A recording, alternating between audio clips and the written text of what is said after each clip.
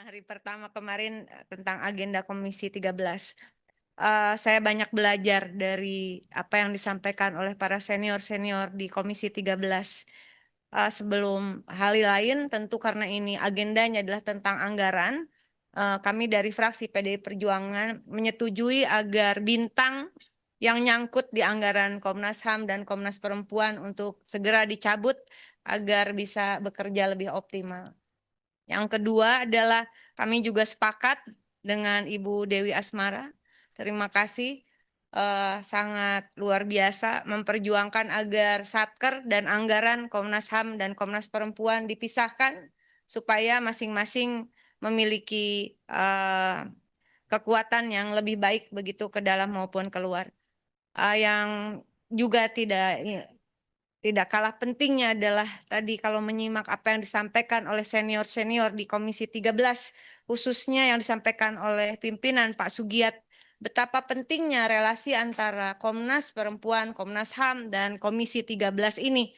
Kami juga sama, kami sangat berharap kita benar-benar menjadi mitra yang strategis bahwa Komisi 13 jangan hanya diingat ketika mengajukan anggaran saja, tetapi juga ingatlah kami bahwa kami ini di sini adalah mewakili juga masyarakat untuk memperjuangkan hal yang sebetulnya menjadi inti dari apa yang diperjuangkan terkait hak asasi manusia, yaitu warga negara Indonesia, khususnya juga perempuan dan anak, begitu, yang kami juga menghadapi hal yang sama di daerah pemilihan kami masing-masing setidaknya.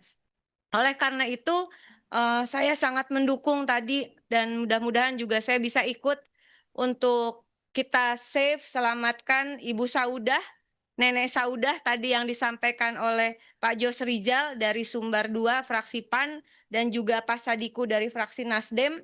Rasanya hal-hal seperti ini, anggaran itu bisa kita tambah asal kita bermitra strategis ya untuk menyelesaikan kasus-kasus seperti ini. Saya rasa Mas Willy ini adalah sahabat saya lama ketika kami jadi aktivis, juga teman-teman yang di depan ini adalah senior-senior saya dalam memperjuangkan HAM di Indonesia. Nah, yang berikutnya adalah izin saya ingin menyampaikan dari apa yang tadi disampaikan oleh para senior di Komisi 13. Menurut keyakinan konstitusional saya, bukan menurut keyakinan saya saja. Menurut keyakinan konstitusional saya adalah apa yang menjadi tugas Komnas HAM dan juga Komnas Perempuan tidak terlepas dari hak asasi manusia yang bernama warga negara Indonesia yang telah diatur oleh konstitusi, yaitu konstitusi kita mengingatkan bahwa hak-hak dasar mandatori konstitusi bagi setiap warga negara adalah terpenuhinya hak atas pertama, sandang, pangan, dan papan, kedua, pendidikan dan kebudayaan, ketiga, kesehatan, pekerjaan, dan jaminan sosial, keempat, kehidupan sosial, perlindungan hukum dan HAM, yang kelima, infrastruktur dan lingkungan hidup yang baik, aman, dan nyaman. Inilah hak-hak dasar, hak asasi warga negara Indonesia yang disebut dengan HAM. Marilah kita bekerja dalam konteks tersebut, sehingga tadi kasus-kasus yang disampaikan oleh senior-senior saya di Komisi 13 tentu adalah kasus-kasus yang konstitusional harus kita perjuangkan bersama. Nah, terakhir, saya ingin menyampaikan satu kasus yang penting juga adalah terkait ini sedang rame kasusnya di media sosial. Media sosial saat ini adalah media juga untuk menyampaikan isu-isu penting, tadi dikatakan no viral no justice, atau saya menyebutnya viral for justice begitu.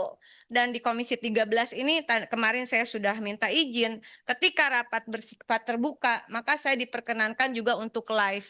Dan mudah-mudahan live ini juga memberi support kepada Komisi 13 yang saya yakin dari tadi teman-teman luar biasa memperjuangkan banyak isu tentang HAM. Kasus yang sedang ramai di media sosial adalah child grooming. Ya, child grooming ini adalah sesuatu yang dalam tanda kutip tabu bagi Indonesia selama ini. Tetapi ada seorang perempuan yang bernama Aurelie Moremans yang mengeluarkan buku e-book secara gratis begitu, yang berjudul Broken Strings, Fragments of a Stolen Youth, bagaimana masa mudanya dihancurkan bukan hanya dirampas.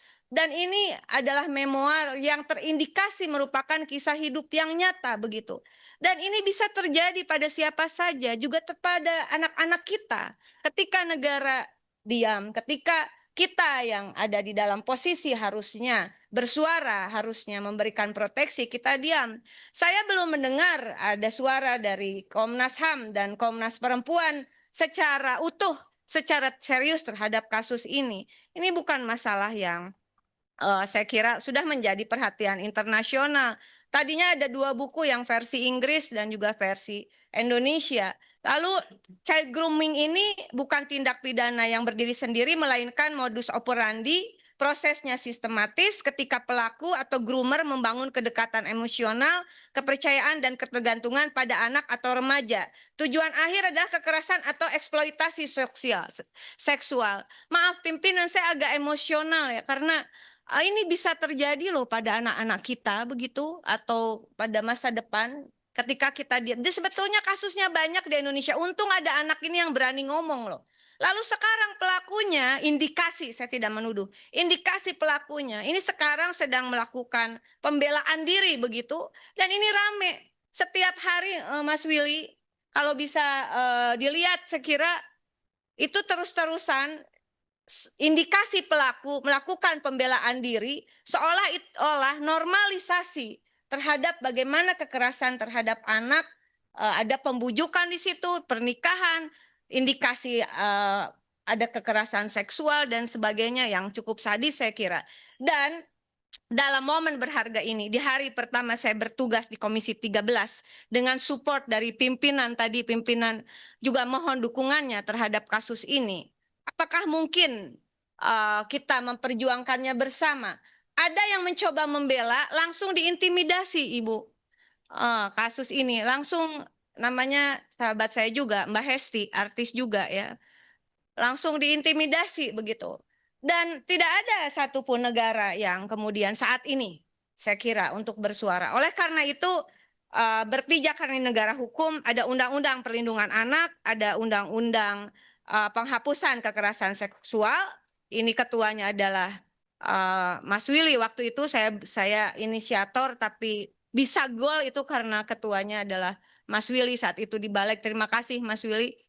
Dan kemudian juga ada undang-undang ITE di sana, kemudian ada undang-undang di KUHP, bahkan di KUHP baru begitu juga diatur persoalan ini, bahwa bisa ada hukuman berlapis. Nah, saya tidak tahu bagaimana caranya. Mungkin nanti kita buka ruang diskusi dengan Komnas HAM, Komnas Perempuan secara khusus tentang child grooming, dan libatkanlah kami begitu. Sehingga kami juga bisa melakukan edukasi kepada publik. Sekali lagi saya mohon dukungannya agar kita mengangkat isu child grooming ini yang berani dibuka oleh Aurelie Moremans, dan kita tinggal melanjutkan perjuangannya. Jangan dibiarkan kemudian yang terindikasi pelaku itu berkoar-koar. Saya kira kalau perlu Komnas Perempuan panggil dong, atau kalau boleh dipanggil ke sini ya, karena menurut saya dia campaign soal child grooming. Kalau seperti ini caranya, normalisasi terhadap kekerasan seksual atas nama pernikahan berbasis keyakinan agama dan seterusnya. Nah, pimpinan, mohon maaf kalau saya di hari pertama tapi bicara panjang lebar, karena ini masa depan anak-anak kita. Saya kira saya mohon dukungannya dari semua pihak agar proses child grooming ini bisa diusut tuntas, dan pelaku dan yang terindikasi pelaku bukan berkoar-koar, tapi mari kita buktikan KUHP baru ini punya taji bersama Komnas HAM, Komnas Perempuan, dan Komisi 13. Beri sanksi yang setimpal sesuai dengan undang-undang yang berlaku. Terima kasih atas waktunya. Wallahul muwaffiq ila aqwamit thoriq. Wassalamualaikum warahmatullahi wabarakatuh. Terima kasih Bu Rike. Kelihatannya